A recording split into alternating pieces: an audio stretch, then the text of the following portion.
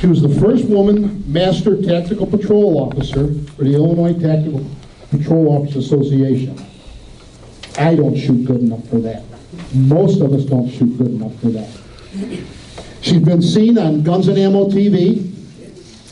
She's had articles written by or about her in Concealed Carry Magazine and Recoil Magazine, and she's a calendar girl. You dirty old men don't have to think what you're thinking. It wasn't Glock calendar, but here she is in last year's Glock calendar in September.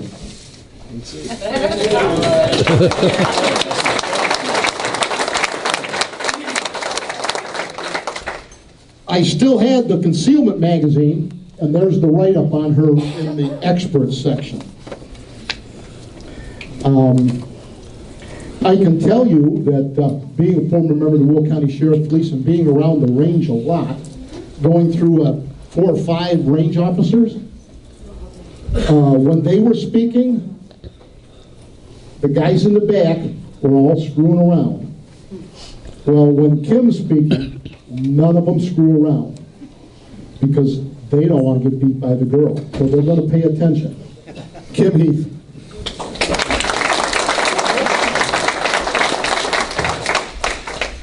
That article in Concealment Magazine, the title on the page says expert, so anytime Terry wants to argue with me, I just pull out a copy of that. I said, see what this says right here, Terry? that usually ends the argument. So I wasn't sure how many people were going to be here today. I was kind of thinking there was only going to be maybe 20 or so everybody was going to stand up and take part. But since I can see that isn't going to be a real practical wish for this, I think what I'm going to do, though, what I'm going to talk about is I'm going to condense a 4-hour class into 45 minutes. How many people in here shoot pistols? Everybody. Everybody, okay. How many of you wish that you could shoot your pistol and your muzzle didn't move when it recoiled at all? Okay, well, everything that we're going to talk about for the next 45 minutes is going to help you shoot a 45 like you're shooting a .380, or help you shoot a 9 like you're shooting a .25 automatic. So if that's something you're interested in, pay attention. Now, Terry, if you would do me a favor, I have one giveaway. So everybody's got these little green pieces of paper on their table. It's wrapped around the silverware. Silverware. A lot of people don't have silverware. Or it could just be a piece of paper. Just find any piece of paper, write a number on it between 1 and 100. And then just give it to somebody at the table, and Terry will come around and collect those. Thank you. Oh yeah, how about we do this? That's good thinking, Jeff. Put your name on it. And then we'll pick a name at the end of the night. You win the giveaway. I'm not sure this is going to work. That would be cheating. No, I didn't cheat.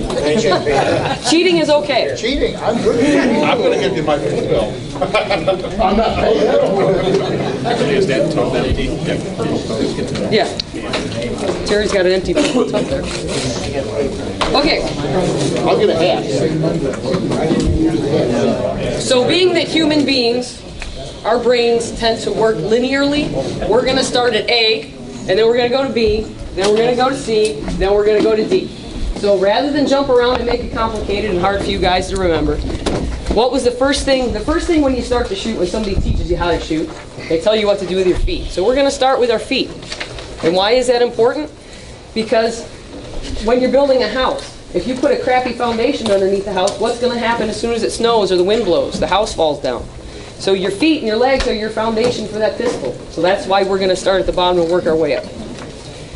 What I would like to do, though, is if I could get some volunteers. If I could just get 4 volunteers, 2 big corn-fed young men, if we have them in the room, or older men. There you go, I'll take it. Okay, come on up. And then 2 smaller statured women. You look like you want to volunteer. Come on. Come on, come on. Don't be shy.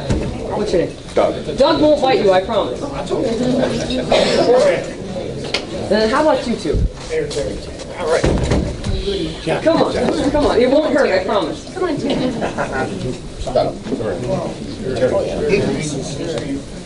Okay, so I'll just have you guys stand over here. Okay. And I'll have you 2 stand over here. That's perfect. You guys are doing great so far. All right. Yeah.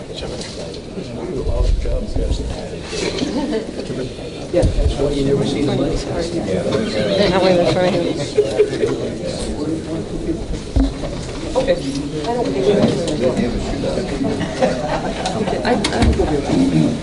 Okay. What do we do with our feet when we stand? Long story short, right, you gotta have a base, you gotta have a base. This is gonna kind of seem like a complicated demonstration, but one thing I know about adults is how we learn. We're visual, we're auditory, we're experiential. You need to hear it, you need to see it, you need to do it. So if I just told you guys what I wanted you to do, but I didn't explain why and you didn't feel it for yourself, it wouldn't make any sense. So the first thing I'm gonna have you guys do is just go ahead and face each other. I'm going to have our volunteers stand. Terry, keep it down. They can't hear. The guy in the back is making Yeah, all the I know. noise. Okay, so the first thing I'm going to have them do is just stand up straight with their feet together. All right. I know we don't shoot like this, but just bear with me. It'll make sense in about 3 minutes. Okay, so actually, Jeff, if you would help me demonstrate what I want them to do. Okay. Okay, so volunteers, if you just watch us for a second. I'm going to have Jeff stand with his feet together. He's going to stand with his back straight, and he's going to put his arms out like this. And I'm going to grab onto his wrists. And so what I'm going to simulate is that if I'm the recoil of a pistol and I give him a little push, see how there's nothing he can do but go back. Okay? So now I want you guys to do that. Just turn and face each other. All right. So you're going to have an A team and a B team, an A team and a B team. So the A team shooter, you guys are going to hold on to each other. Don't launch her through the table, okay? And you're just gently going to give her a little push. Just a little, just give her a little push back. See how, if that was a gun recoiling, there'd be nothing you could do to stop it, right? Okay. Now B, do the same thing for A. So now you're just going to stand up straight with your arms out. And you're just going to give her a little push. Oh, I'll knock her over. No, don't do that. All right, so that, Okay, so can see it, could you yeah? guys tell that? Yeah. Okay, yeah. okay. So now I'm going to have Jeff widen his feet like a traditional isosceles stance. Hawaii 5-0. Geez, I'm not even old enough to remember those TV shows. Barney Miller. Barney Miller. Okay, so now I'm going to have Jeff widen his feet out in a traditional isosceles stance. And we're going to do the same thing. So even though he's got a nice wide base, if I give him a little push, again, there's nothing he can do. His toes come up and his whole body goes back. Okay, team? All right. All right, here we go. Okay, now switch. Ready? Oh, yeah. Yep. Okay, so that, It'll get better in a second, I promise. all right. Okay, so now the next thing I'm going to have Jeff do is I'm going to have him drop his gun side foot back a little bit. Jeff is a lefty, so he's going to drop his left foot back a little bit. But he's going to keep his back straight. Shoulders width. And we can even skip a step here. I'll have Jeff bend his knees a little bit and sit down a little bit. So that looks pretty good. So we're going to try it again. But the key here is he's still got his back straight. And I give him a little push and he goes over. And what would make it even worse, how many of you yourself shoot or you see other people shoot that once they fire a couple rounds, they start doing the lean back? If I have Jeff do the lean back here, It's worse. it's even worse. I could push him over with my pinky finger. Okay, so volunteers, let's give that a try. Drop your gun side foot back a little bit, bend your knees, but keep your back straight. Oh, yeah, see, it's still not going to work, is it? No? One of you two is going to go launching. Yeah. Okay, now switch. It's no rock. Okay, so who's pushing who here? She's pushing me. Okay. Okay. Now, we're gonna Okay, so now, this is where magic happens. So I'm going to have Jeff spread he's going to drop his gun side foot back a little bit. He's going to bend his knees a little bit. Now what's going to make all the difference in the world here, this is good. This is golden nugget number 1 for the evening. If I were to draw a plumb line, if I stuck a thumbtack with a plumb line in his shoulder, and it dropped down the side, it would intersect the center of his hip, the way he's standing with his back straight. But what I'm going to have Jeff do is stick his butt out a little bit, and he's going to put his shoulders just about that far in front of his hips. So his upper body is just going to go from here to here. But what the physical difference is that when he does that, those big muscles on either side of his spine flex. And that's going to be key in a minute here. So now once I have him put his shoulders in front of his hips just that far, and he puts his arms out, now when I go to push him, keep your arms straight. I could be a 44 Magnum and I'm not going to move him. Okay, so now, volunteers, let's give it a try. You're going to drop your gun sight foot back. Okay, who's 18? He is? Okay, then you just stand normal, okay? Got your gun sight foot back, he's got his shoulder in front of his hips. Okay, now give him a little push. See how much more solid you are? Oh, yeah. Okay, you're pushing her? Okay, bend your knees a little bit. Everything's hot. Hold on. Drop your right foot back a little bit. Back. There you go. Okay, now I want you to put your shoulders in front of your hips. Stick your butt out a little bit. There you go. Okay, now give her a little push. See how much more you can resist that now that you have these muscles engaged? Okay, now switch. Put your shoulders in front of your hips. Stick your butt out a little bit. There you go. See how much better that is? Okay, so why does that make such a big difference? Recoil seeks the path of least resistance. Recoil is a force, so for those of you that remember physics, it's going to keep going that way until something acts to cause it to do something different. So I don't know how many bones are in your spine, but there's a lot of them. And when you consider the bones in your shoulders, in your arms, in your hands, and your wrists, when you put your shoulders in front of your hips and those muscles flex, that turns your spine, instead of a bunch of loose bag of bones, it turns it into a 2x4. So it stops, recoil can't go there anymore. So when you guys are building a house or you're building a shed in your backyard, and you're building the walls, and you're making the studs, you don't take scrap pieces of lumber and duct tape them together to make the walls, because as soon as you put load on it, they're going to collapse. Well, it's the same thing with your body. If you just if the foundation for your pistol is a bunch of different little loose parts all taped together, it's not going to work too good. But when you get the muscles involved to turn that spine into a 2x4, there's your first golden nugget into reducing muzzle flip and felt recoil. So now we're going to progress. So when I teach a women's shooting skills class for law enforcement, and women like to think in order. We're not good at jumping around like guys. So as we're shooting, I have a mantra. I say feet, knees, hips, shoulders, grip, push out, front sight, smooth press. And I repeat that over and over. So they work from their feet up and out. And then before long, after about 20 minutes, I don't have to say it anymore. And when they come out to shoot, if they have a trigger press and they move a little bit more than they should, they can fix themselves. Next thing I know, they got their shoulders in front of their hips, or they're gripping tighter, they're pushing out, they're self-remediating. So then the next step from there, now that we got our base down pretty good, okay, you guys can sit down for a minute. I'll call you back up in a second. Okay, so I brought with me a chunk of plastic glue gun. Just pass it around the table here so you guys can all look at it and feel safe in the fact that it is in fact just a piece of plastic that is completely inoperable. The only thing I could use it for would be to throw it at someone. Well, if it was a real block, that's all you could do. That might be all you could do with it, Terry, but I could do a whole lot more. Okay, so this is just a blue chunk of plastic. The next thing we're going to talk about is grip on the pistol.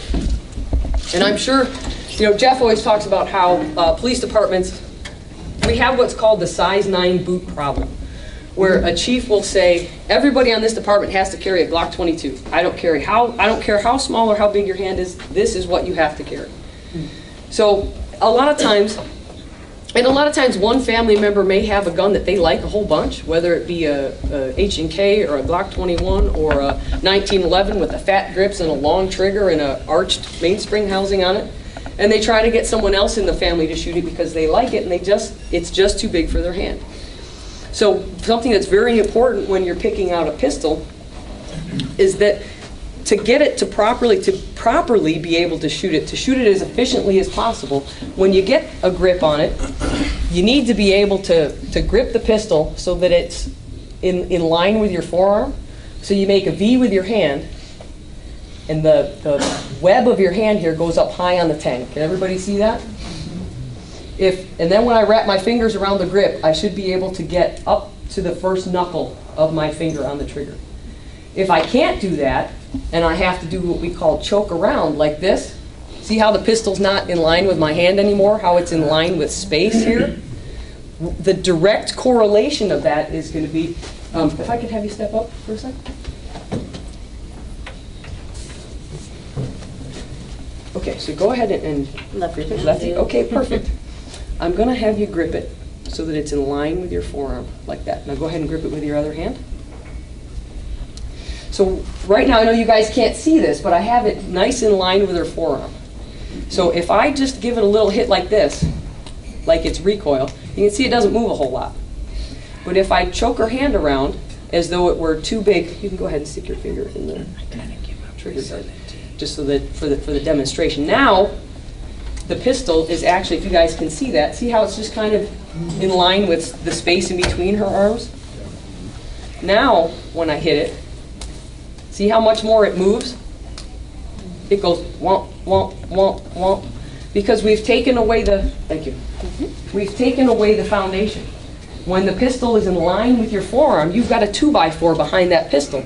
So it's like the 2x4 in the wall. As soon as the load hits it, there's nowhere for it to go because there's a 2x4 behind it. So that's going to be the next step. When you grip your pistol, when the pistol's in your holster, you need to make sure that when you're gripping it so that it's in line with your forearm. If your holster's at a funny angle, or it's too far down in the waistband of your pants for a concealed carry weapon, you can't get to it, or it's at a funny cant. I know those feds, those FBI folks like to carry their guns at some goofy angle, and I think that makes it easier to get out of the desk drawer. It certainly doesn't make it easier to get out of a waistband, that's for sure. So if that's not working for you, then you need to get a different holster. So when you draw your pistol, it needs to be in line with your forearm. Then when you grip your pistol, the important part of grip, if I pass this around the room to 10, 20, 30, 40, 50, 60, 70, 80, 90, 100, the 120 people that are in here, we would probably get about 110 different grips. Okay, so let's go back to our isosceles stance. There was the cup and saucer. There's always the one-handed is always cool. But you always want to have two hands on the grip. Some people like to cross their thumbs. Some people like to stack their thumbs. However it is that you're doing now, if it works for you, okay. But if you want to have less of this, like we talked about in the beginning of the class, then something you're going to want to try is stacking your thumbs instead of crossing your thumbs. If you're a thumb crosser, you want to get used to stacking them. If you cross them, try to get used to stacking them. The reason for that is, if I have, what's your name? Bill. Bill. Okay, just go ahead and grip that with both your hands. Just however you normally grip a pistol. Okay, he's a thumb stacker. So you can see that if you look at the frame of this pistol, there really isn't much of this frame that he doesn't own with his hands. If I take Bill's hands and I cross his thumbs, if he's a thumb crosser, what that allows for me to do is now I can stick my finger in here. There's not a single part of his hand assembly here that is touching the support side of this frame. So, thank you. How many of you are right-handed shooters? And how many of you right-handed shooters, your bullets go a little bit more to the left than you'd like them to go? Or they go a little bit low and left? Or if you're a left-handed shooter, how many of you, your bullets go a little to the right? A little bit more than you'd like them to. If you can get your support hand more involved in the grip of the pistol, the more of the frame of the pistol you own, the less this is going to happen. The less this is going to happen, which means that your front sight is going to stay on that target longer. It won't move as much. So whether you're shooting a competition, whether you're going for speed on plates, or regardless of what it is that you're shooting, let's say it's a self-defense situation where you have to draw and shoot to defend life. If it's a matter of time, whether it be life or death or competition, the more your muzzle does this, what does that mean? Takes longer to get back. Takes longer to get back on target. It also means the more easily your muzzle is going to be influenced by a less than perfect trigger pull. So the better foundation we can build for the pistol, from everything from your feet up to your hands, means if your trigger pull isn't perfect, it won't matter as much because your muzzle's not going to move. So we talked about our stance. We talked about getting our shoulders in front of our hips. We talked about how we're going to grip the pistol. We're going to put the pistol in line with our hand. We're going to try to get as much of our support hand on the pistol as we can. The more involved your support hand is, right-handed shooters, when you jerk the trigger, you're pushing the muzzle to the left a little bit. If you know the gun's going to recoil and you have a tendency to do the dip a little bit, or if you are a healer, if you squeeze with your whole hand and you raise your muzzle up a little bit, the more involved you can get your support hand, the tighter, the more of the frame of this pistol you can own, it'll act like an airbag. So when you get into an 80-mile-an-hour accident and the airbags in your car inflate, you don't move a whole lot. You don't get hurt. The same principle applies to the pistol in your hand. If you could make your hand like an airbag when you have a slightly less than perfect trigger pull, guess what? Your muzzle won't move as much. So simply by improving your stance and your grip and the foundation you build for your pistol, if you have, even if it's just an inch, let's say at 7 yards, you're shooting for a 1-inch square. If your bullets are going even just a ½ an inch to the left or a ½ an inch low and left, if your bullets are not in the center of that black square at 7 yards, then there's something that can be improved. Or at 20 yards or at 50 yards or 100 yards. You should be able to hit targets at 100 yards with your pistol. And if you can't, then that's just because you're doing something not quite perfect.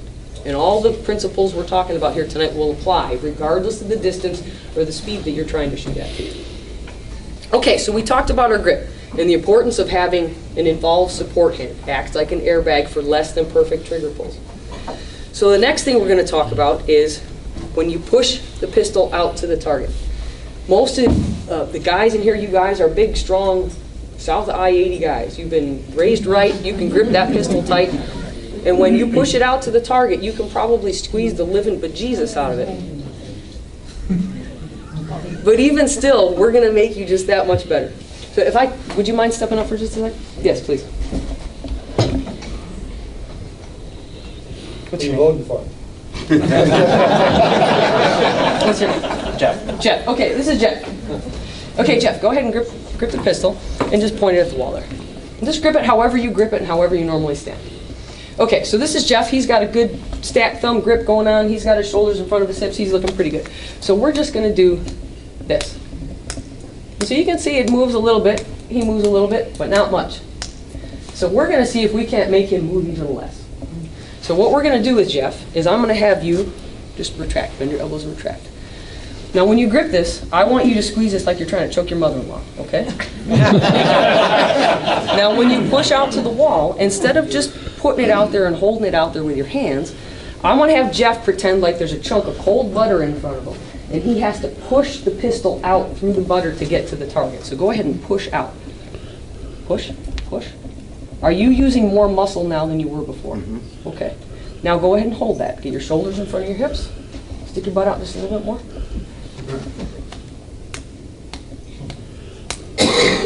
See how that doesn't hardly move at all now? Okay, relax for a second, Jeff. So what we just did to Jeff is when he puts his shoulders in front of his hips and he tenses up these muscles in his spine is now a 2x4. When he pushes the pistol out to the target, go ahead and do that again. Instead of his arm being 1, 2, 3, 4, 5, 6 different bones, he's now turned his arms into 2x4s. By flexing his pecs and his delts, he's fused his arms into his shoulders. His shoulders are fused into his spine, his leg muscles are tensed up a little bit, and by squeezing the grip with his hands nice and tight, he's fused his hands into his arms. Okay, Jeff, thank you very much. Sure. So now instead of being, I need to do the count to figure out how many different bones it is between your fingertip and about your pelvis. Because when you involve your muscle mass and you push out, all those bones now are fused together. So instead of a bunch of little scraps of wood duct taped together to be the foundation for your building, you've now built it out of 4x4s. So you've turned your pistol support into a bunch of 4x4s. So just imagine how strong a wall would be if instead of making it out of little scraps, those studs were made out of 4x4s. It would be pretty strong. Okay, so the next thing that we're going to talk about, hand position. And I know I'm throwing a whole bit, like I said, this is a 4-hour segment that I'm throwing at you in however long this takes. So if you guys have any questions about this afterwards, feel free to reach out to me. Terry knows how to get a hold of me, and I'd be happy to go over it all again for you. Okay, so the next thing we're going to talk about is, I was talking about stacking your thumbs. One thing I found, and I don't know the why behind it, but I know that it works. When you have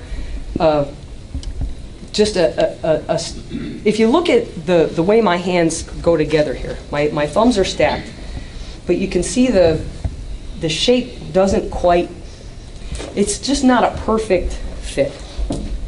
It kind of goes together, but it's like two pieces of a jigsaw puzzle. When you're tired of doing the jigsaw puzzle, you just kind of cram them together. But if I take this thumb and I push it forward a little bit, see how that's all of a sudden, that's just like a magic fit? So if I go from this to that, see how it just is like, ooh, that's like two pieces that really go together, that I didn't just cram together because I'm tired of doing the puzzle. What that does for me, the way I stumbled upon this was shooting with my friend Jeff here, who can shoot blazingly fast. And so when I came out of the academy, I was taught to shoot with the cross thumb Weaver kind of stance. And I could shoot that little black square over and over and over again, but I was really slow at it. So when I was shooting plates with Jeff, he could go bing, bing, bing, bing, bing, bing, bing, and be done. And I'm hitting the center of that plate, but I'm only halfway through the plate rack. So I started trying to find a way to keep up with him. And I tried gripping the pistol tighter. I tried leaning into it more. But as soon as I figured out that push out, for me, that was magic. So then the next thing I figured out from just playing, and when you're working on this stuff and you're at the range doing things, sometimes human beings like to be symmetrical. We like the right side to be even with the left side. So when you're playing with your hand position, you may get a little asymmetrical, and it might feel different than what you're used to, but who cares how it feels? It doesn't matter how that feels. If you feel less recoil, if your 45 now feels like a 9, if it's not symmetrical, it doesn't matter. So I found that when this is for me and the pistols, because my pistols fit my hands. So if I put my thumb forward like this so that I have my jigsaw puzzle pieces together, if I open this hand, you can see this, my fingers are pointed down at a 45-degree angle. So when I put that together, I own the only way I could own more of this pistol is literally to have larger hands, which isn't going to happen. So when I push out, I can shoot a full-size 1911 with ball ammo in it next to somebody twice my size, and my muzzle will move less than theirs does, just because I make a better foundation for the pistol. So I don't know why it is, but when I lock this wrist this way, this wrist doesn't break as much in recoil. I don't know the science behind it, but I know that it is. And I helped Jeff teach a 2-day pistol CQB class at my department. We teach it once a month, 12 months out of the year. In the however many years I've been helping you, 9 or 10 years, I think we've only canceled 2 January classes because it was about 4 degrees below zero. So of those 100 and some classes, we have anywhere from 5 to 20 officers a month come through. And these very things that I'm talking to you guys today, we see in action every month in these classes. Plus we teach a 5-day firearms instructor certification class. We teach a 3-day firearms instructor update class. I teach women's shooting skills classes. So these things we see work over and over and over.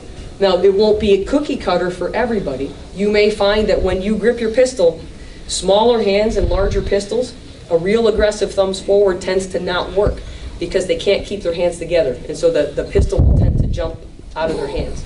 So for smaller hands, they do have to bring that thumb back a little bit. So if you have somebody in your house you're working with, in this, they can't keep their hands together, just have them cheat this thumb back a little bit. But all the other principles still apply. Okay, so we talked about our feet, we talked about our knees, we talked about our hips, we talked about our shoulders. We talked about our grip. We're going to grip it nice and tight. We're going to push it out to the target. Anybody in here like to shoot for speed? Anybody do anything, any timed events? Anybody shoot any competitions? Or did anybody use a timer? Does anybody wish they could shoot faster? One thing that I noticed that helps me, a lot of people will draw their pistol and they'll come together at center, where the pistol is actually physically centered under their chin when they put their get their grip before they come out. I use predominantly, I'm a right eye dominant shooter, so whether my brain prefers my right eye or my left eye, in this case it doesn't matter, whichever one works, but when I bring my pistol up, my hands come together in right underneath my dominant eye, which I'm right eye dominant. So if I want to shoot with both my eyes open, if I draw the pistol and come out under my right eye, I already have a sight picture.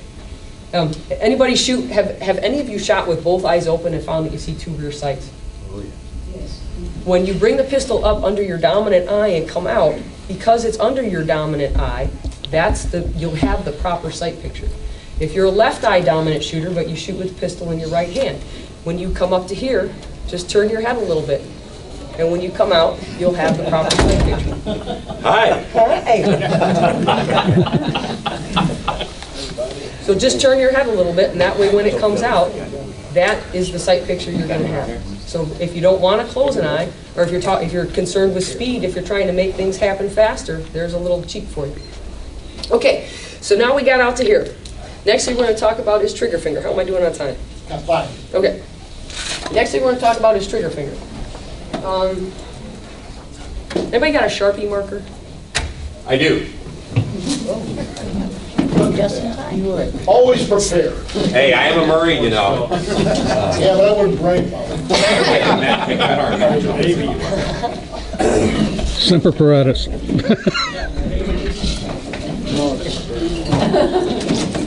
Jeff, did you? Okay, so when I went to the academy in 2003, they taught me to shoot a pistol with just the tip of my finger on the pistol, on the trigger, and that works fine when you're just shooting targets. You can relax for just 1 second. When you're just shooting targets and there's no time element involved, just putting the tip of your finger on the trigger works great, because you don't have to worry about how fast you do it, and you can take your time pulling that trigger straight back, nice and slow, because you're not going to influence the muzzle because you're doing it at about the speed of molasses.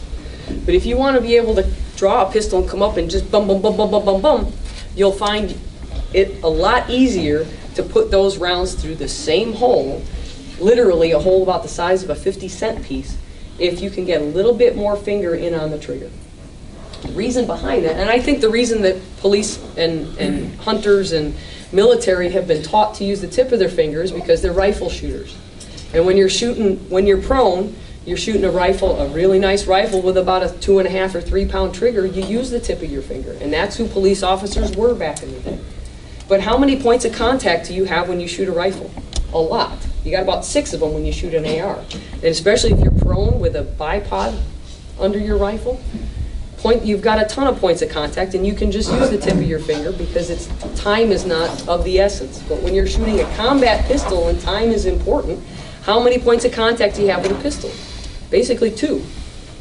So how you influence the muzzle is important. If you move that muzzle, your round's not going to go where you want it to go. So when we talk about trigger pull, this is going to simulate my trigger. So I'm going to put the tip of my finger on my Sharpie trigger, and as I come back to make as though I'm pulling the trigger, what I end up with is an arc.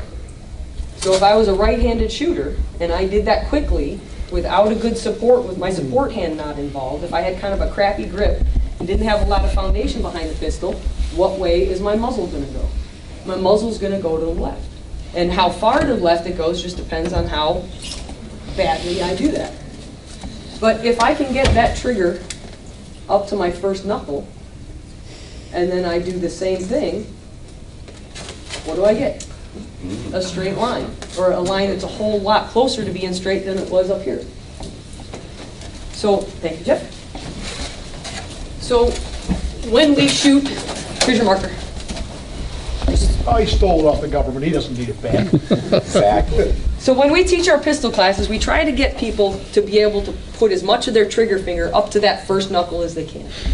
But the key is you don't want to have to destroy your grip to get there. The important part is that if the pistol's big enough so that you get it lined up with your forearm like you're supposed to, and you put your finger on the trigger, You don't want any excess space out here. See how there's no space between my finger and the side of the pistol? My trigger finger is flat along the side of the pistol, and whatever's left is gone on the trigger. Where that ends up causing a problem is let's pretend like the pistol's still in line with my forearm. Let's pretend like I have bigger hands for a second. And when I put my finger on the trigger, I actually, if I just put the tip of my finger, see how I have space there now? See how I have space in between my finger and the side of the pistol? That is what ends up causing that motion to the side. So you grip the pistol, and you just don't want any extra space in there. See how my finger's right against the frame of the pistol now? So now that there's no space there, my finger has no choice but to pull the trigger straight back. You'll get less of that push that we talked about. Okay, so we talked about our feet. We talked about our knees. We talked about our hips. We talked about our shoulders. We talked about our grip. We talked about, if you remember this or you don't remember it, but if you're looking to save some time, if you come up under your dominant eye, we talked about how we're going to grip the pistol. We talked about how we're going to put our push out to the target. We talked about how we're going to put our finger on the trigger, and then we're going to pull the trigger. So then the next step in that is, how do we pull the trigger? A lot of people have a tendency, trigger pulls vary on pistols, from a little tiny bit on a 1911 to a whole bunch on, say, a Ruger LC9. So you go from a centimeter to what feels like 1.5 inches on some pistols. So when we teach people trigger pull, there's several different analogies we use. Because how many times has somebody explained something to you and you just could not wrap your head around it? And all of a sudden somebody else comes along and says, oh, well, it's just this, that, and the other thing. And then all of a sudden it's like, well, yeah, no kidding. Why it was so complicated in the beginning, you don't know, but as soon as it was explained to you a different way, it made sense. So the same thing goes with trigger pulls. Some people, there's two methods. Either the whole trigger pull at one speed, or get the slack out and then pull the rest of the trigger. And most people, we find in the classes that we teach, do the best when they get the slack out first, just get it out of the way, and then focus on that last little bit of trigger pull. And then when the gun goes bang, they let it out until it clicks, and then they just operate with that little bit of trigger pull as opposed to the whole trigger pull every single time. But there are exceptions to that rule. We have a friend, Pat Sweeney, who's the handgun editor for Guns and Ammo magazine. If you guys have watched Guns and Ammo TV, he's on there every week. When Patrick shoots, but Patrick's been shooting forever, and he's always done it the same way, and he's exceptionally proficient at it. He pulls the whole trigger pull, lets his finger all the way off the trigger, and his finger will actually separate from the trigger, because they film them every week when they do an episode. They do a bunch of super, high-speed film where it's like 1,000 frames per second, where they can play it in super slow-mo. And every time Patrick shoots, you can see him take his finger all the way off the trigger, all the way back on. But man, can he shoot.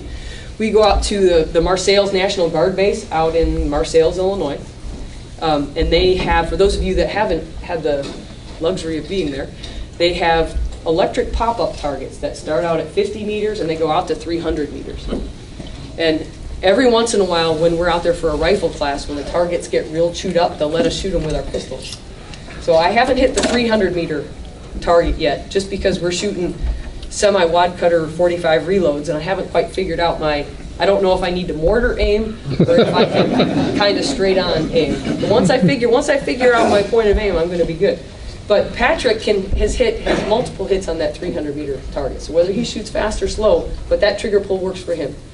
The majority of shooters tend to fare better if they get the slack out of the way and then just operate with that remaining trigger pull, where your sear engage is starting to engage, or once you get the slack out, and then just work with trigger reset.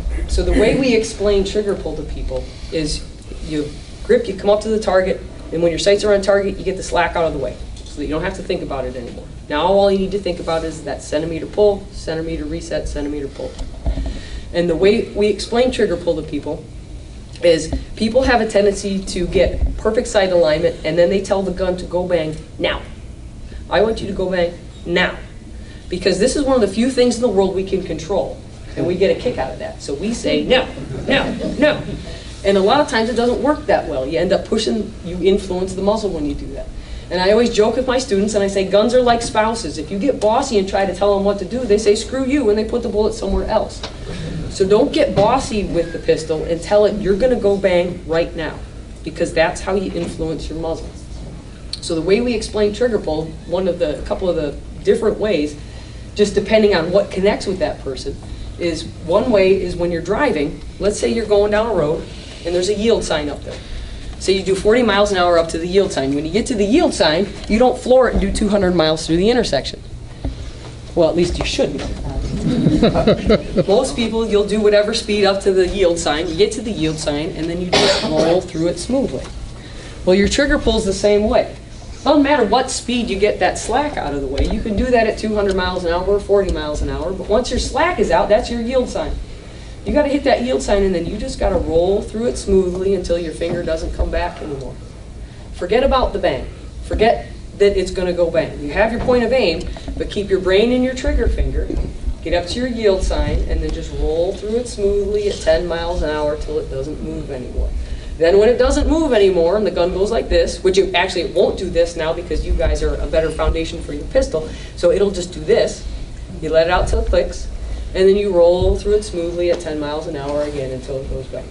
So now you're probably thinking, okay, well, if I'm trying to shoot fast, or if my life depends on it, why am I only pulling the trigger at 10 miles an hour?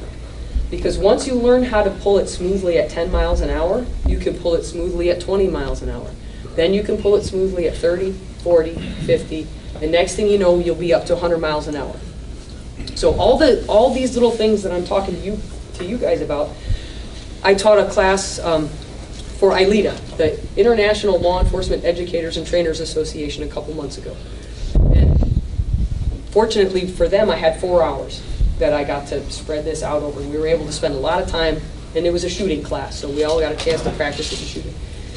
And at the end of that class, there was multiple officers in that class that we got into rapid fire stuff, where I said, I want you to, we were shooting Harrah's casino playing cards. And for those of you that don't go to Harrah's Casino, the only reason I know is because we get their old cards at the range to shoot. Their playing card, you know how small a playing card is to begin with. Well, on the card itself, there's 2 circles about the size of a quarter, and it says Harrah's inside of it. So there's a quarter size circle at the top and a quarter size circle at the bottom. So that was what I let them shoot, but not the whole card. It was just 1 circle. So the whole time, we go from the top circle. When that got shot up, we'd shoot the bottom circle. When that was shot up, we put up a new card. So the end of the class, the exercise was to draw your pistol, come up and shoot 6 rounds into one of the circles on the playing card as fast as you could. And it wasn't bang, bang, bang, bang. Once they figured out how to make their body a better foundation for the pistol, there was multiple people in the class that were able to come up and just go boom, boom, boom, boom, boom, boom. As soon as their front sight was back on the card, they pulled the trigger smoothly again. Granted, they were pulling it quickly, but it was the same speed all the way through. So they were able to put 6 rounds through a hole the size of a quarter or a 50-cent piece at 3 yards as fast as they could. So then we accelerated from that and went Wild West fast. Then it was just, you might miss the card. I just want to see how fast you can make this go. And so the first time they came up, of course, they were shooting a group probably about the size of a cantaloupe. And so I said, go as fast as you can. And they come up and went, ba, ba, ba, ba, ba, ba, ba, and it was like this. And so then I said, okay, for this next course of fire, I want you to grip the pistol 10% tighter, and I want you to push it out 10% harder, and then move your finger 10% faster. And even though they were moving their finger faster, they thought they were moving their finger faster, their group got smaller. And I said, okay, this time, 10% tighter than last time, 10% harder than last time, 6 rounds. And their groups kept getting smaller and smaller and smaller and smaller because they were realizing, they were starting to figure out for themselves and their own biomechanics and what works for their pistol and their hands, how to work best with their pistol. So at the end of that 4-hour class, even the worst shooter was shooting all of his rounds onto a playing card just by being more involved with the foundation for the pistol. So then the other way we describe trigger pull is, I like math, I like flow charts. So what makes sense to me is once they get the slack out of the trigger, I say divide up the rest of that trigger pull into millimeters. So when Jeff and I like to shoot, we have these 2-inch circle targets that we'll shoot at 25 yards. And when I know I need to hit that because he's standing there watching me and I don't want to miss, I'll come up, I'll get the slack out of the trigger, and then I force my trigger finger, I come back a millimeter, a millimeter, a millimeter, a millimeter, a millimeter, and I completely forget about the fact that the gun's going to go bang. And then when my finger doesn't move anymore, the round has gone down range, and I've hit what I'm aiming at, or I'm pretty darn close to it. So those are the two analogies that tend to work the best for people, is either get up to your yield sign and then roll through it smoothly at 10 miles an hour, or get the slack out and then just pull it a millimeter at a time. So when we shoot, has anybody here shot dot targets before? You know, with the little 3 dots? Oh my God, you guys have not lived. So Terry, if I supply you with a lifetime supply of dot targets, can you introduce your people to dot targets? I've probably got 3 or 4 off my truck right now. Okay. Dot targets, for those of you who don't know, are, have any of you seen Terminator with Arnold Schwarzenegger? Okay, so at one point he's got a gun with a laser sight on it that shoots these 3 little laser dots that go onto the bad guy. That's what the dot target is. There's 10 of those. And they're caliber specific. So a 40 caliber dot target, the inside of those 3 dots is the diameter of a 40 caliber bullet. There's 9 and 38 on the same target, 40 and then 45. Then you shoot 1 dot per dot cluster at 3 yards. And the whole idea is that if you hit 1 dot, you get 1 point. If you hit 2 dots, you get 2 points.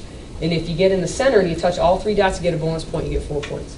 So the maximum score is 40 points, and you do it at 3 yards. The highest we've ever seen is 32. The highest I've ever shot personally is a 29. And that's doing a super hardcore legit score, nothing, no maybes or what ifs. It's got to be legit. So I've shot 29s before. But when we have people that are shooting, we start out all of our classes with that target. And so we have people that are shooting these dot clusters. And when we have somebody that just is a smidge off and they just can't get a hit, or they're just that close and they want to throw their gun at the target, that's what I'll do. I'll have them come up on the target, I'll have them get the slack out of the trigger, and then I say, you can only pull the trigger as fast as I tell you can. So I'll say, okay, you got the slack out, you can move back a millimeter, but that's all, you have to stop. And then I'll say, okay, you can come back 1 more millimeter, but you have to stop. 1 more millimeter. And so usually by that 3rd millimeter, either the gun has gone bang just because they don't have enough, because they are so used to just pulling the whole trigger at the same time, at one time. So we may have to go through it a couple times, but once we get once we get it, and they can move their finger back a millimeter at a time, they forget that they're going to put a hole in the target, and they'll keep a millimeter. Then it's like a challenge to see if they can just move their finger as much as I tell them to, and when the gun goes bang, they get a center hit. So now we do it again. So again, we're crawling, and we'll do it again, a millimeter at a time, a millimeter at a time, a millimeter at a time, and then the gun goes bang, and they hit. And so then I'll turn them loose, because now they know what it feels like, with how they're supposed to do it. And they can get hits, and then when they miss, they know what they need to go back to. So I don't need to be standing right next to them to have them get a hit again. So this progresses, this goes on, and then we start shooting the playing cards. 1 round, 2 round, 3 round courses of fire, faster and faster and faster. So when they start missing again, they know that when they come up, they're not focused on their trigger pull. And by now they've got the feet, knees, hips, shoulders, grip, push out thing pretty well down, because again, this isn't getting crammed in 45 minutes, this is 4, 5 hours, 6 hours, 8 hours. So they can come up, they can get the slack out, and then they can feel that 10 mile an hour smoothness through, bam, and then they get the. So shooting isn't difficult, but it's difficult to do. There's always that minutia, those little tiny things. And when you go to the range, don't shoot at a target like this and get it and think, oh, I did pretty good. I hit the target. Well, I would hope so. This thing is huge. The reason I don't let my people shoot big targets is because, let's think of from a self-defense standpoint. God forbid I hope my officers never have to shoot somebody, but if they do, I want them to be proficient. So let's pretend like this is an 8.5 by 14 center mass. Can I use it? Let's pretend like this is a standard target, and this is on the PTI silhouettes that my deputies shoot. It's right about here. So So let's say you got there's your dots in the center here. Now let's say I got a little bit of a trigger pull, a little trigger jerk, or under stress I come up and I jerk the trigger and I end up down here. Well, even on somebody my size, if you shoot me down here, what did you shoot me in? Liver. Or the meatloaf I had for lunch. So if I'm particularly motivated, I'm not really going to care that you shot me You here. have meatloaf for lunch. I did have meatloaf for lunch. I don't believe that. I did. I had it for dinner too. It was very good. So I handled 2 homicides while I was in patrol that were 1 round from a 22 to the aorta. But it was placed correctly. But even with a round from the 22, there's enough oxygen in your brain to fight for 10 seconds. So if you shoot me down on the corner of the poop, I'm probably not going to care a whole lot. So that's why I make my people shoot little teeny tiny targets. And so we shoot the big piece of paper for qualification. But as soon as we do that, that target comes down, we shoot playing cards. And we don't just shoot playing cards, we shoot a circle on the playing card, or we shoot a dot target. So then where it progresses from there, when I have my people shooting their dot targets, just so you guys can kind of get an idea of what the actual size of a dot cluster is. Can you guys see that? Okay, so this is probably about the size of a .45 caliber dot cluster. And you'd be amazed that with a little bit of instruction how easy it is to do this.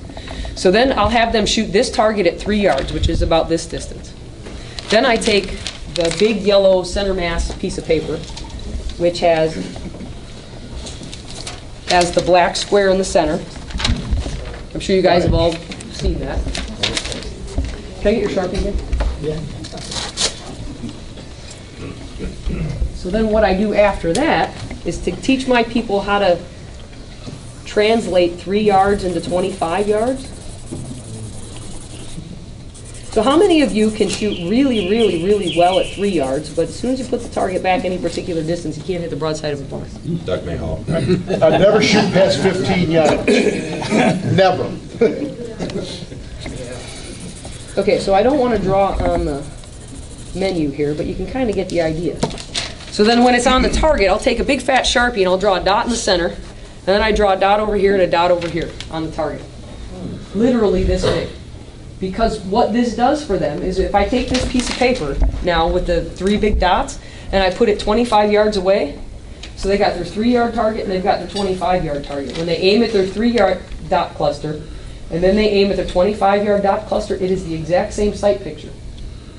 So now it makes that mental shift that just because the target's 25 yards away, if they can hit a dot cluster at 3 yards, you can hit a dot cluster at 25 yards, it's the same thing. It's just bigger dots.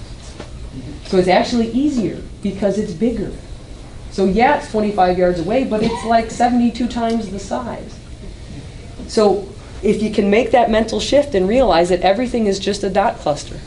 So then where we progress to there is we'll put clay birds on my berm. So everything that we talked about, feet, knees, hips, shoulders, grip, push out, front sight, trigger control, and it's not hard, it takes proper practice. So now we put clay birds. I'm sure you guys all know how big a clay bird is. We'll put a clay bird, we'll line the berm with clay birds. Everybody gets 2 or 3 of them. And my berm to the firing line is about 32 yards. And we have officers on their first round will break a clay bird. And then they'll go on to the next one. And they may not be 1 for 1, but the worst shooter on the line, if he misses the clay bird, he's only missing by a few inches. And that's something that's fixable. So if you put that clay bird on a body and go out a few inches, even on me, that's still a body hit at 25 yards. Whereas when he came into the class, he couldn't have hit that at 3 yards. So all those simple little things that I talked about translate not only at 3 yards, but they translate if you're trying to shoot a target. Let's say you're doing what does Daryl shoot, where he shoots the revolvers at 50 yards? That's the NRA type.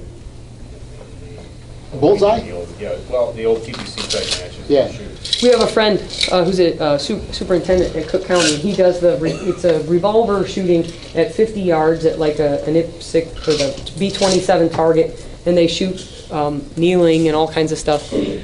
And for him, when he's shooting that V27 target at 50 yards, that's like a gimme, because when you compare that sight picture to a dot cluster at 3 yards, it's like not even close. So it's easy for him to shoot 50 yards, because once you learn what the dot cluster sight picture is, everything then is just a dot cluster. So whether it be whatever the target is that you may be shooting, or God forbid you should have to shoot a person, you know, what are these? Dots. So you're just shooting a dot target. Not saying that a human life is equivalent to a dot target, but I mean as far as your sight picture and the mechanics of making a shot. Or if you're shooting a Seymour, one of those Seymour targets at 25 yards or 50 yards or whatever it is. If you can sight on it, if you can see it, you can hit it, is what it boils down to. So Jeff and I are at the Marseilles National Guard Base, and we're trying to shoot the 300-meter pop-up. If I can see the tiniest little bit of whatever it is peeking over the top of my front sight, guess what? That's a dot target. So again, we got to figure out our elevation, because I think we're kind of mortar lobbing it out there. We don't think we do. Okay, so did anything I said tonight, what are we doing for time? That should be an hour. Okay, did anything I say tonight not make any sense? Does anybody have any questions? Yes, sir. You mentioned the LC9 earlier. That's strictly a double action hammer fired. Do you recommend no staging whatsoever of the trigger, other than just the initial slack to grab the hammer? Depends on the shooter. Because the trigger pull is so long, some people, they'll start out smooth, then they get impatient, and that last millimeter of the trigger, they accelerate to 200 miles an hour because they got to make it go bang now. Okay. So some shooters, kind of like with a revolver, you know how you can come up on target with a revolver, you can pull about half the trigger pull out of the way. Yep. And so for some people with that gun, they can do the same thing. They can pretend like they're slapping the trigger, even though there isn't much. Yeah, they can just pull it about halfway and then finish it off. But just because the mechanics of the trigger, when it's a mile long, if it doesn't have half the trigger bowl slack like on the Glock and then half the rest of the pull, you can still make it that way. Like when I shoot, if I have a little Smith & Wesson Airweight 38 Special that at 25 yards I can hit stuff with it without a problem, because I do that. There's just the way the trigger pull is just perfect, that when I grip it, I know when I pull the trigger, as soon as the tip of my finger, when I get a grip, as soon as the tip of my finger touches this part of my hand, I can just pull the trigger, and as soon as the tip of my finger touches that part of my hand, I know I'm at 75% of the trigger pull. I can come up like this, and then I can just smooth. So I can do 50 miles an hour up to my yield sign, and when I get to my yield sign, I can roll through it smoothly at 10 miles an hour. So even with that little bitty gun at 25 yards, I can hit playing time, because I apply all the principles that we talked about here. Does that answer your question? Yes, sir. You mentioned before about as soon as they got their front sight back up, they could shoot again. What about sight picture? Does that mean that they're only looking at the front sight? Yes. When we teach our classes, we take everybody's gun and we get it's a little jar of model paint by Krylon. It's called Krylon Shortcuts, and the color is called Glow Orange, because it's a really bright orange that you can see in daylight and you can see it in low light too. And we'll put on the top of their front sight, we'll put a little tiny line across the top of the sight. Yeah, you may as well just leave it. Well, I've got about 6 of them out in the car. Okay, so if this is a front sight,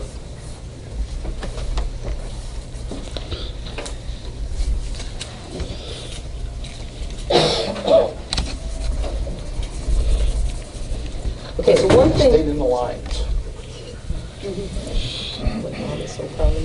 Okay, so what we do with their sights, if this is their sight picture, we take the glow orange and we put a line across the top, a real tiny line with a toothpick across the top, and then we put a dot here and a dot here. So on their front sight, it's just a little thin line of orange and then a dot and a dot. So that when the gun gets up in front of their face, the line is just, I would say it's about, that's half, that's a quarter. I don't, it's probably only about an eighth of the front sight, but it's thick enough that when the gun's up in front of their face, it says, hey, look at me. So that they're not looking at the dots and that they're not looking at the target. we found that I think it was TrueGlow makes sights called TFX sights. My deputies love them. But one thing we found is that on one of my deputies' guns, a lot of the night sights have the dots in them. And on these TrueGlows, it has the dots. And we put them on his gun, and I like Heine's because they're simple. There's not those big dots, and I don't want those big dots. But at 15 yards, they were shooting it was about 4 inches high. I shot it, and it wasn't 4 inches high, but it was 3 inches high for me. And so I called TrueGlow, and I said, why is this pistol shooting high now that I have your sights on it? And they said, well, you're not supposed to line up the sights, you're supposed to line up the dots. And I said, okay, thank you very much. And I took them off of his pistol, I put them back in the package, and I said, you need to send them back and get different sights. So we teach our people to look at the very tippy top of that front sight. Because if you can train yourself to do that, they say under stress, like we do training where we'll do simunitions. And if you don't know what simunitions are, they're like little blank bullets, but they shoot little soap pellets. They shoot little soap bullets at about 400 feet a second, so they hurt like a son of a gun if you don't have protective gear on. And if you practice this enough, and we say practice makes perfect, kind of. Perfect practice makes perfect. So if you practice this presentation and your trigger pull enough, under stress, if you come up and you don't get a perfect sight picture, because you do this so much, things will still line up and you'll still get a good shot, but only if you have perfect practice.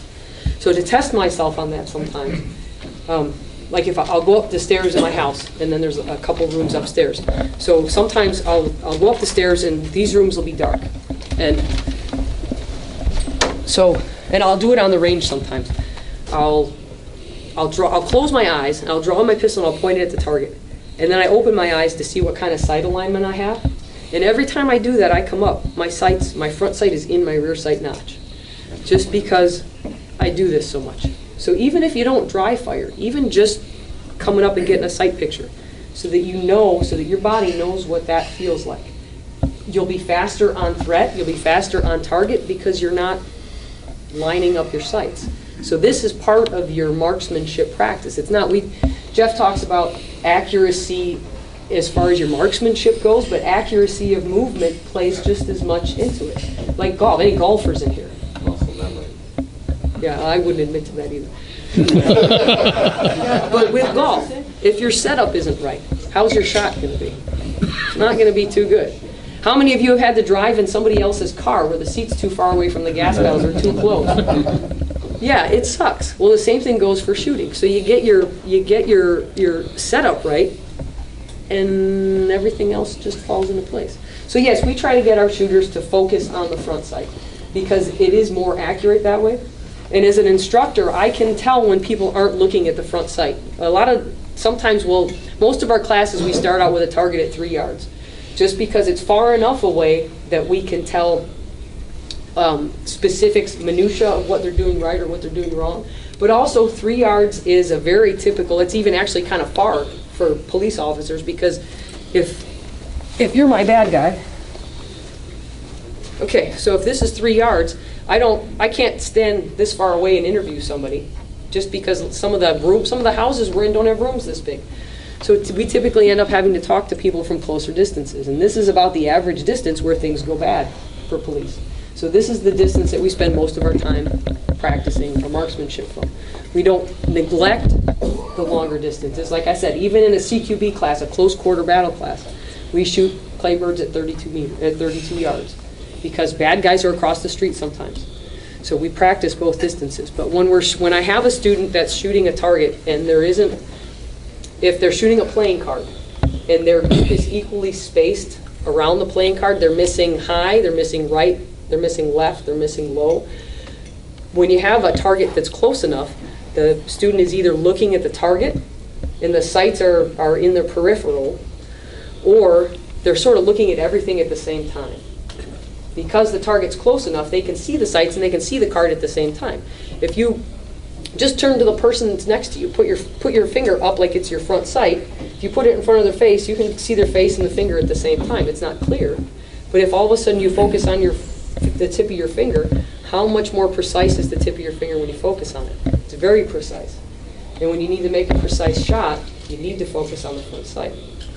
So Jeff and I were doing some other Guns and Ammo TV filming where we're doing these use of force scenarios. We had a guy named Bernie Hogenkamp from, he has a company called Judgment Shield, where he has one of those cool portable simulators where they play the scenario and you have the CO2 gun that shoots a laser. And so we're playing the scenario, and I have the CO2 pop, pop, pop, pop. It shoots an invisible laser that the computer can see, but your eyes can't see. And so I got the pistol in a holster, and the scenario is I'm walking out of a mall. So what you see on the camera, it's like if I had a GoPro on my head. You'll see the door open, you'll see the person walk out, there's a car here, and the person gets to about here, and then all of a sudden there's a guy over there who says, "Hey lady," or something stupid like that. And so then the camera turns and looks at him, and he looks, you can tell that whoever made this video has no clue what a vagabond guy looks like, because he's got like fingerless motorcycle gloves on that nobody has worn since 1982, and he's got a trench coat on and like a bandana tied Aunt Jemima style around his head, and he goes like this with his trench coat, like he's in the Wild West, like we're going to have a duel at noon, but he's got a gun in his waistband. So I come up and the scenario plays out, and I see him, and I give verbal commands. The scenario is I have my mom in my car. He wants the keys to my car. Well, I'm not going to give you the keys to my car. My 80-year-old mom is in the car. You can't have my car. So eventually, if you let the scenario plays out, he goes for his gun and shoots at you. So when we did this particular scenario, so I'm standing there looking at him. I'm giving verbal commands. I see he has a gun. So I draw mine, but just as I start to draw my pop, pop, pop gun, he goes for his. I shoot him, I move, I think. But the next thing I know, I'm on the other side of the room. I got my gun in my hand. I've shot him. I look around, check my 360, like we always train to do. And I thought about it for a second. I realized I didn't remember drawing my pistol. I don't have a clue if I looked at the front sight or not. But when they played the scenario back, I had about 4 rounds the size of a hand in his high chest in something ridiculous like 0.4 of a second. So practicing proper practice, accuracy not only in marksmanship but accuracy in movement translates into real life. And I was very, police departments don't have a lot of money to train, and we don't have the ability to be able to do things like that. So I was very glad that I had the opportunity to do that, not only just because it's fun, but as a police officer to know that what we're training people works. Because I was able to there was no time to think, because there's this person drawing a gun. So I just reacted and did as we trained to do, and I got good hits, and I moved, and I breathed. My pulse rate was not elevated. It was probably, if you'd have took my pulse, it was probably 66 beats a minute, I think.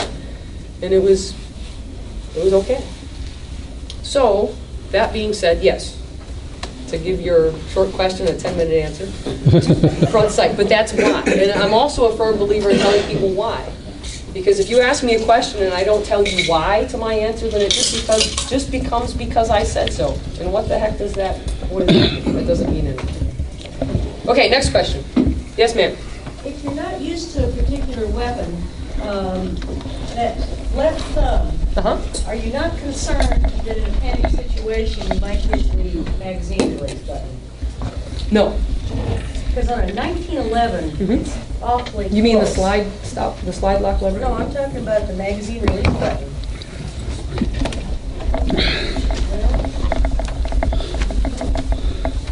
Remember, you're panicking.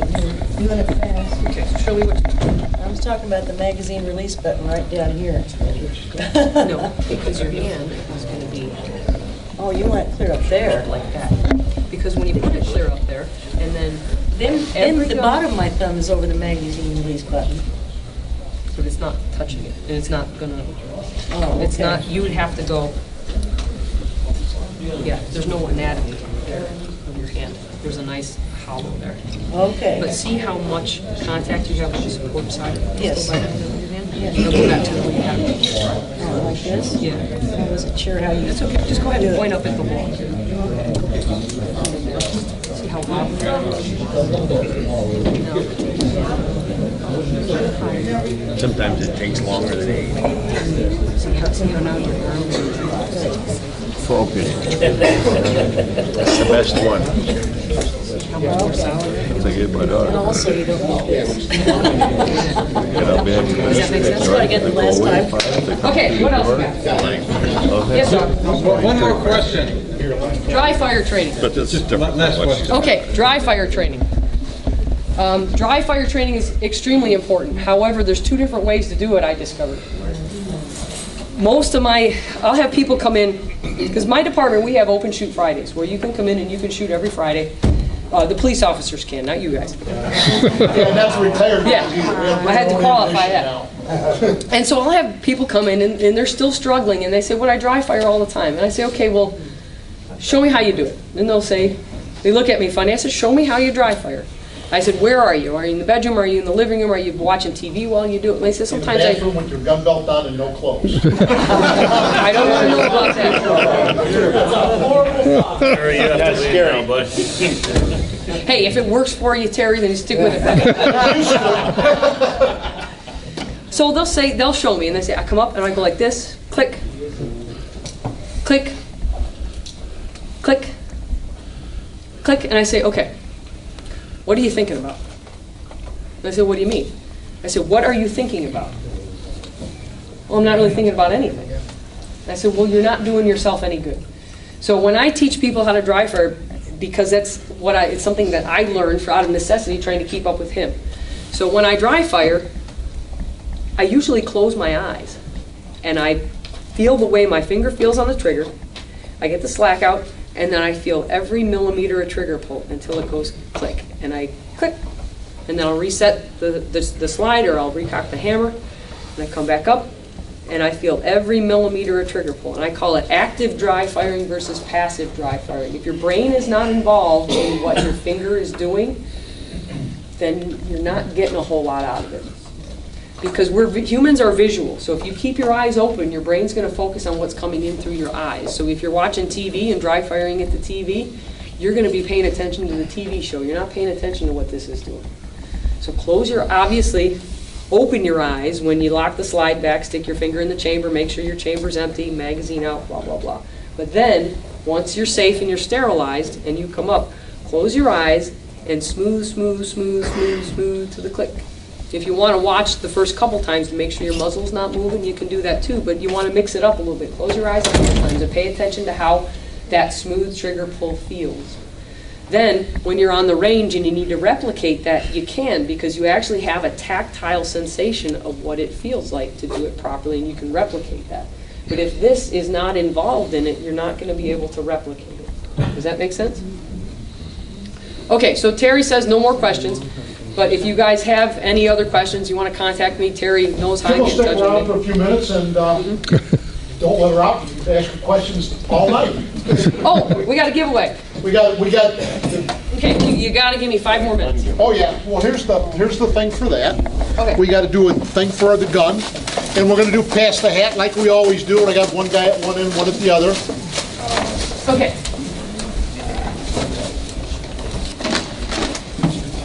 Okay, I have Mike Jones. He doesn't know how to read. Don't give it to him. That's okay. It's only a book, Mike. You're not going to win the gun. The book that I'm giving him doesn't have a whole lot to do with shooting, but on a serious note, we only come through this life one time. It's called The War of Art by Stephen Pressfield. I read this, Jeff introduced me to this book 2 or 3 years ago, and I have accomplished more in the last 2 years since I read this book than probably in the 10 years before that. So if anybody wishes that they had an extra couple hours in their day to get things done that they need to get done, read this book. Because it makes you realize that the only reason you're not getting the shit done is because you're not getting out of your own way. What's the name of it? It's called The War of Art. Not The Art of War by Sun Tzu. The War of Art by Stephen Pressfield. So it just makes it very clear why you're not getting done the things you need to get done in your life. And Kim, while you're here, Appreciate it. reach in there and take out just one piece of paper. It better not say Mike Jones on it. It won't say Mike Jones, no, I'll throw it away. Okay, throw it away. David Bergen? Where's the man? David? Thank you. David Bergen, are you here? You said my last name wrong. If anybody knows David, he lives in New Lenox, call him, tell him he could have won a gun. I got it.